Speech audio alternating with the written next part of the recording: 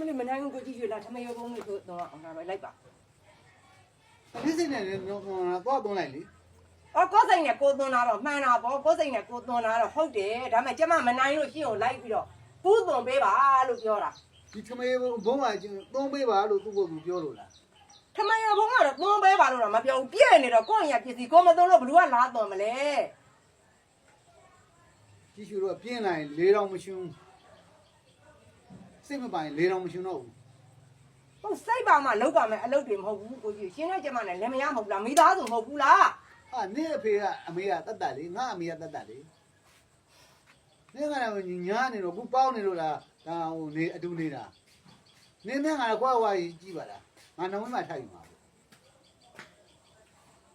သေးသွားရင်နောက်တစ်ယောက်ထိုက်ယူမယ် ဟုတ်နေထိုင်နေဘာဖြစ်လို့အသေးခိုင်းလိုက်ကွဲသွားလိုက်တာကွဲသွားရင်ဘာမှမတော်ဘူး ဘာမှမတော်တော့ဘူးနေနဲ့ကနေ ဟုတ်အခုလောလောဆယ်လက်တွေပေါင်းနေတာမဟုတ်ဘူးလားကျမဒီဟာလေးကိုသွားသွန်းမယ်ဆိုရင်ယောက်ျားနဲ့မိန်းမအပ်ဖြစ်ပြီးဥပဒေတောင်ခန့်နေရတဲ့ကိစ္စကျမမနိုင်လို့ရှင်းကိုကိုကြည့်ပြီးခေါ်နေတာ ခုဆောင်းရွက်ကြီးချမ်းနေလို့ရှိရင်ခုချက်မှာတော့ငါချမ်းနေတာကိုနေခုခံမလား အော်ရှင်းရှင်းကိုနဲ့ရှင်းချမ်းတယ်ဥစ္စာကျမပူချမ်းလို့ရမလားကျမလည်းကျမကိုနဲ့ကျမချမ်းတာပဲရှင်းလဲရှင်းကိုနဲ့ရှင်းအကုန်လုံးဆောင်းရသည်မှာချမ်းနေတဲ့ဥစ္စာဘလူကပူချမ်းပေးလို့ရမှာလေစကားကိုအကြတဲ့တွေပြောနေငါရိုက်ခွဲအားလို့ဒီမရေဦးတော့ဒုက္ခ ရိုက်ခွဲလဲနေအမိုက်ကိုကောက်ရမှာပဲကိုအမိုက်ကိုကောက်ရမှာ ဒီလူကအကြတဲ့ခွာကြီးပဲထိုင်ငုတ်တော့ထိုင်